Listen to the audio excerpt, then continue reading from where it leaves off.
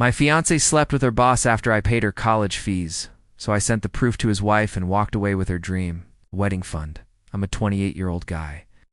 And for most of my life, I thought love was supposed to be about building something together, not just emotionally, but through sacrifice, effort, and loyalty. My dad used to say, real love is what's left when the butterflies die. Maybe that's why I never minded giving more than I got.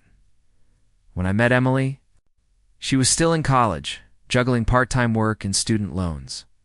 I had already graduated but was stuck in 2 jobs, mornings at a construction site, evenings delivering groceries. I didn't have much, but what I had, I shared. I helped her pay for her books, sometimes her rent when her roommate bailed, and eventually her tuition when her financial aid didn't cover enough. She'd always grab my face after. I handed her money and say, "You're my hero. You know that?" And God help me, I believed her. I believed every word. There were nights when I'd come home dead tired, with cement dust still on my boots, and she'd be sitting on the couch surrounded by open textbooks. I'd bring her takeout, kiss her forehead, and tell her I was proud of her. That feeling, watching her chase her dreams while I stood behind her, made every exhaustion worth it. I thought that's what love was. Being someone's anchor while they learn to fly. I didn't realize anchors can also drown, because what I was really doing wasn't just building her future. I was quietly burying my own under the weight of her dreams. And while I thought we were building a life together, she was already learning how to live one without me. I didn't know it then. The thing that would destroy me wasn't money. It was believing love meant sacrifice, even when I was the only one sacrificing. Those years with Emily were the kind that looked perfect from the outside. The hard-working boyfriend, the ambitious girlfriend, the couple everyone rooted for. But if you peeled back the surface, it was mostly me pushing and her drifting. I remember the way she'd sigh after long days at her internship, saying things like, "I just wish I didn't have to worry about rent on top of all this." And I'd always respond, "Don't worry, Em. I got us." I said that so many times it became our mantra. I got us when I wasn't working. I was helping her edit papers, quizzing her for exams. Even showing up at her class presentations when her parents didn't bother. I didn't mind being the quiet support in the back row. I was proud. She'd flash that smile at me. The one that made the late nights and extra shifts feel worth it. But after she graduated, things started to change. She was more confident, sure, but also more distant. She'd talk about her new marketing job like it was her entire identity. Late nights at the office became normal. She'd come home tired, smelling like someone else's cologne sometimes, and I'd tell myself I was imagining it. When I'd ask if she was okay, she'd snap, "I'm just exhausted. Why do you always assume something's wrong?" Then she'd kiss my cheek and walk away, leaving me half reassured and half hollow. I kept telling myself every relationship goes through phases. That after all the stress, we'd get back to who we were, the team who once dreamed of forever. But the truth, I was the only one still dreaming. She'd already started waking up, and somewhere between her late-night client dinners and my double shifts, the girl I was building a future with became a stranger I couldn't afford to lose. After Emily's graduation, I thought things would finally settle. We'd both start earning, maybe travel a bit, then get married. I had it all planned out, down to the playlist for our first dance. She'd always said she wanted something small and meaningful, not over the top. I took that as another sign she was the one, so I opened a savings account and labeled it Our Forever. Every paycheck, I moved a small amount there. Sometimes just $50, sometimes more when I picked up extra shifts. She'd tease me about it. "You're such a planner, babe." "Relax, we have time." But I liked planning. It made me feel like life was moving towards something certain. We'd sit on the couch scrolling through wedding venues on her phone. She'd linger over beach setups with fairy lights and whisper one day. I remember how that one day felt like a promise carved into stone. I didn't realize it was written in chalk. Months passed, and she got busier with work. Work trips, client events, late reviews. I noticed she'd flinch when I mentioned wedding stuff. One evening, when I tried to talk about setting a date, she sighed and said, "Can we not do this right now?" My job's intense, and I can't think about that yet. Her words stung, but I told myself she was stressed, that maybe she just needed space to breathe. So I kept saving. I watched the fun grow while the distance between us grew faster. She stopped talking about forever, stopped calling me her hero, stopped saying we, but I didn't see it as a warning. I saw it as a phase. Because when you've built your life around someone, denial feels easier than facing the cracks forming beneath your foundation.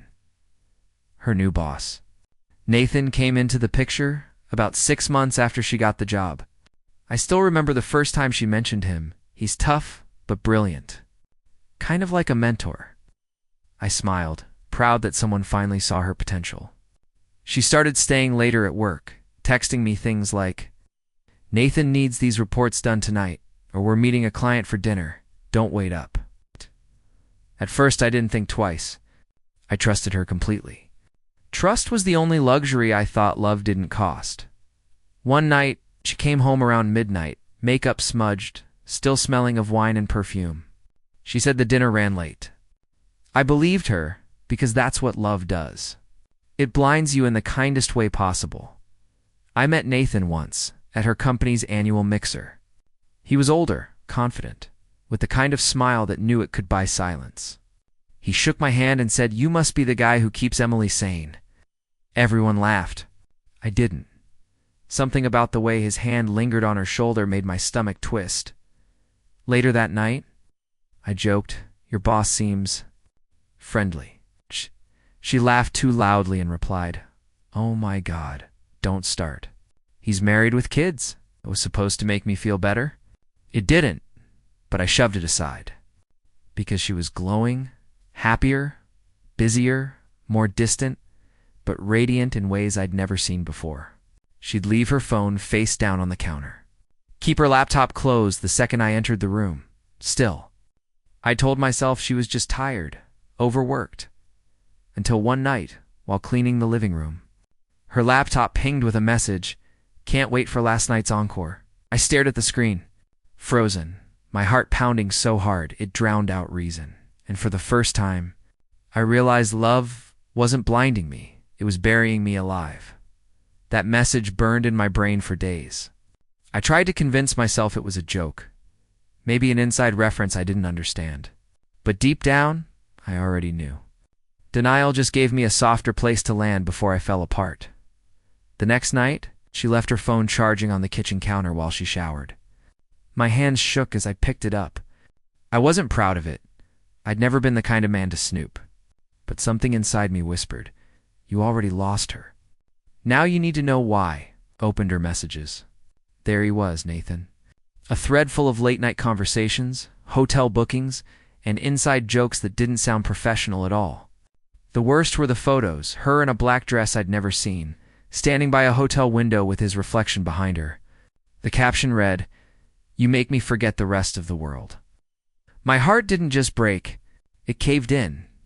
I scrolled further, finding a message where she wrote, "He thinks I'm working late again, lol." That was me. I was the punchline in their private comedy. When she came out of the bathroom, humming, towel wrapped around her, I looked at her and realized I didn't even recognize her face anymore. There was a stranger wearing my fiancée's smile. She noticed me staring and asked, "What's wrong?" I forced a smile. Nothing. Just tired.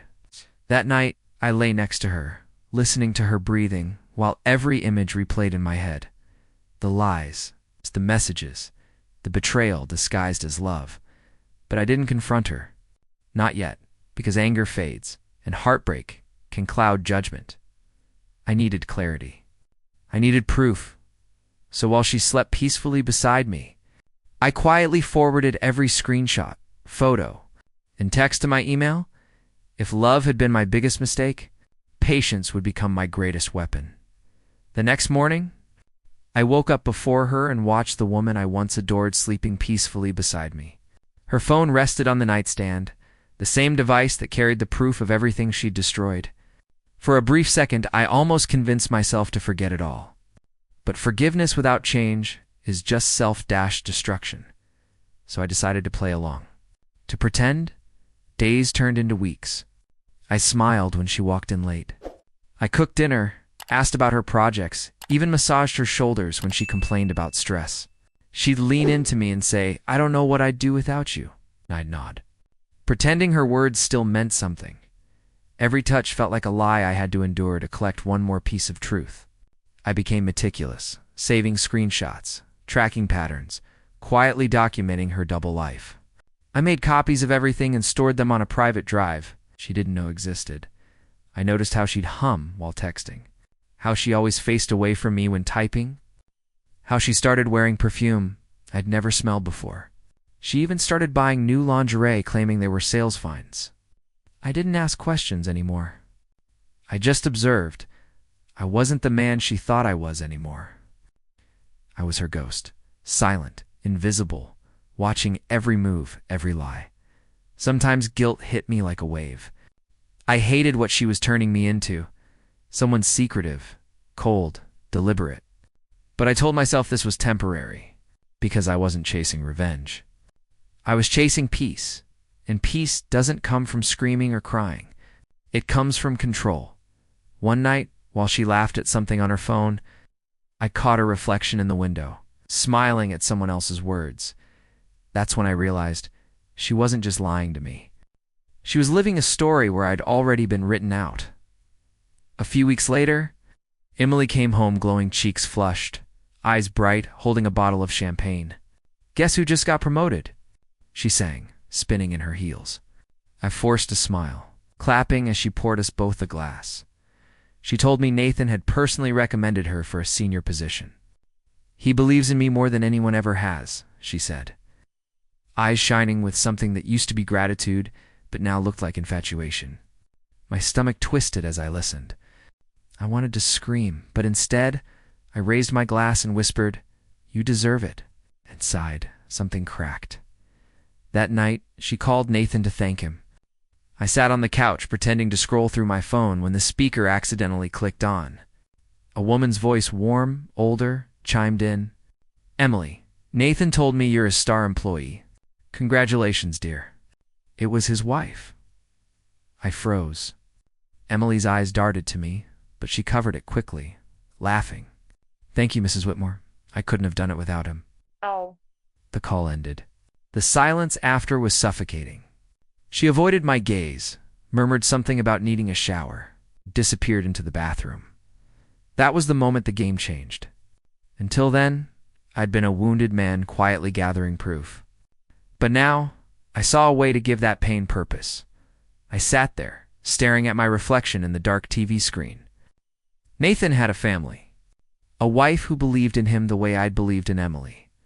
And suddenly, it wasn't about revenge anymore. It was about truth. About balance. About letting the world see what these people hid behind their perfect smiles. Emily thought she'd built a secret world where lies couldn't touch her. I decided I'd let someone else, someone much closer to Nathan, do the touching. Once I knew what I had to do, everything became disturbingly calm. No more pacing, no more sleepless nights. Just quiet calculation. While Emily thought I was too busy working to notice her new weekend conference, I was building my own project, a folder labeled "For You." Inside, I placed every screenshot, every hotel receipt, every message thread that painted the truth. I even included timestamps from when she said she was working late. It wasn't just evidence anymore. It was a portrait of who she'd become. One Friday night, she packed her suitcase for another out-of-town presentation. She kissed me goodbye at the door, the same lips that had whispered lies for months. I smiled, tucked a strand of her hair behind her ear, and said softly, "Be safe, Em." The second she drove away, I opened my laptop. My hands didn't shake this time. I created an anonymous email, simple, untraceable, and attached the folder. I wrote a single line in the message box. "You deserve to know the truth about your husband." Then I addressed it to Mrs. Nathan Whitmore. I didn't hit send yet. I wanted her to have one last moment of peace, one last illusion, before everything shattered. So I waited. I let Emily arrive at her hotel, let her send me the predictable text, "Just checked in, miss you already." That was the final straw of irony. I replied, "I miss you too," Then I pressed send. The air felt heavier afterward, like the silence itself knew what I'd done. I sat there in the dark, watching the clock tick past. Midnight. She thought she was heading toward her perfect weekend, but what she didn't know was she'd already checked into her ending. The next morning felt unnervingly ordinary. Coffee brewing, sunlight snaking through the curtains, the faint sound of birds outside. You'd never guess that somewhere a marriage was detonating by noon. My phone buzzed once, twice, then a flood of notifications. Emily's name lit up the screen. First a text, "Something's wrong." Then another, "Nathan's wife found out. She knows everything." I stared at the words without emotion. It was like watching someone else's tragedy unfold, except I was the ghost who wrote the script. She called next, sobbing. "Everything's falling apart." She came to the office. She screamed at him, threw her ring in his face. He told HR we had to end things immediately. I might lose my job, my reputation. I cut her off, voice steady. "Your reputation? That's what you're worried about?" She went silent. Then came the smallest voice I'd ever heard from her. "You knew, didn't you?" I exhaled. I didn't just know Emily. I watched.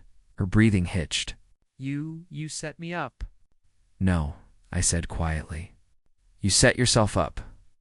I just stopped protecting you from the truth." She started crying harder, saying she'd made a mistake, that she didn't mean for it to happen. The words felt rehearsed, like lines she'd used before. I didn't yell. I didn't accuse. I just let silence do the work. It's incredible how loud guilt sounds when you stop talking. After a long pause, I said, "You didn't lose me today, Emily. You lost the man who believed you deserved his love." Then I hung up. I sat there in the stillness that followed, staring at the Our Forever folder on my desktop, the one that used to hold wedding plans, now replaced by evidence of betrayal. And for the first time in months, I finally felt something that almost resembled peace. After that call, silence filled every corner of my apartment. It wasn't peaceful anymore. It was hollow. The kind of silence that makes the refrigerator hum sound like a scream. Emily stopped calling after a few days, but I could still feel her presence in the smallest things. Her hair tie on the counter, her coffee mug beside the sink, her perfume clinging to the pillow she left behind at first. I couldn't throw anything away. I'd sit there staring at her things, remembering the version of her I fell for. The girl who cried during old movies, who used to text me good luck before work. But that girl didn't exist anymore, or maybe she never did. Maybe she was just another version of the lie I funded. Nathan's wife filed for divorce, and word spread fast through Emily's office. She quit before they could fire her. Friends reached out to me, whispering that she was broken, devastated, a shell of herself. There was no satisfaction in it, just exhaustion. Because revenge doesn't fix betrayal. It only stops the bleeding long enough for you to notice the scars. One night, while cleaning, I opened the drawer where I'd kept all our future receipts from the florist we planned to hire. The venue brochure, the account information for our forever. The numbers glowed on the screen, almost 20 grand saved for a wedding that would never happen. For the first time, I laughed, not out of humor, but disbelief at how much I'd given for someone who treated me like a footnote. But underneath the bitterness, something unexpected stirred relief. The kind you feel when you finally stop chasing the fire that burned you that night. I decided I wouldn't let her be the final chapter of my story. If love had been my downfall, then closure would be my redemption. The next morning, I woke up before dawn, not because I couldn't sleep, but because for once I didn't feel like hiding from the day. I sat by the window with a cup of coffee and stared at the sunrise, realizing it had been months since I'd watched one without thinking about her. The world hadn't stopped spinning when she left. It had just gotten quieter. I opened the Our Forever account one last time. The balance blinked at me. $20,000, untouched, still carrying the weight of promises that never happened. I thought about closing it, withdrawing the cash, using it for something reckless. But then I remembered every late-night shift, every extra hour I'd worked to make that money real. It deserved a better story than ours, so I split it. Half went to a scholarship fund for students who couldn't afford tuition, the same kind of break I once gave Emily. The other half, I used to travel. Nothing extravagant, just quiet places. Small towns, coastlines, mountain trails. I didn't post pictures. I didn't tell anyone. I just existed. Sometimes healing isn't about forgetting. It's about relearning how to live without the constant echo of someone else's voice in your head. I stopped checking her social media. Stopped wondering if she regretted it. Because even if she did, it wasn't my responsibility to witness her remorse. On a rainy night in a seaside motel, I deleted the last folder that had her name on it. No anger, no tears, just peace. She once told me I was her hero. But standing there, deleting her memory, I realized something powerful. I didn't need to be anyone's hero anymore. I just needed to be my own. Months passed, and life slowly started to feel normal again. I'd moved apartments, changed my number, and picked up hobbies I'd forgotten I loved. Cooking, journaling, even running. Healing didn't arrive like a wave. It crept in quietly like sunlight through a curtain.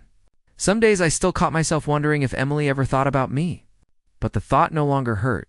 It just passed, like a cloud that didn't bother to rain. Then one evening, an unfamiliar email notification popped up on my new account. The subject line read, "I'm sorry." I didn't need to open it to know who it was from. Emily's name glared from the sender box like a ghost I'd already buried. Her message was long apologies.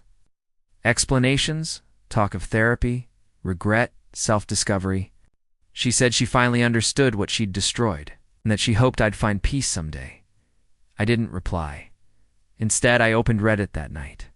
I'd seen countless posts about betrayal, heartbreak, and healing, but none that truly captured what it felt like to give your all and watch it be taken for granted. So, I wrote. I told my story every raw, painful detail. No embellishments, no revenge fantasy. Just honesty. The post exploded overnight. Thousands of comments poured in, people who'd lived through similar heartbreaks, people who finally felt seen. The empathy from strangers felt like the closure I never got from the person who broke me. As I scrolled through the replies, one stood out. "You didn't lose her.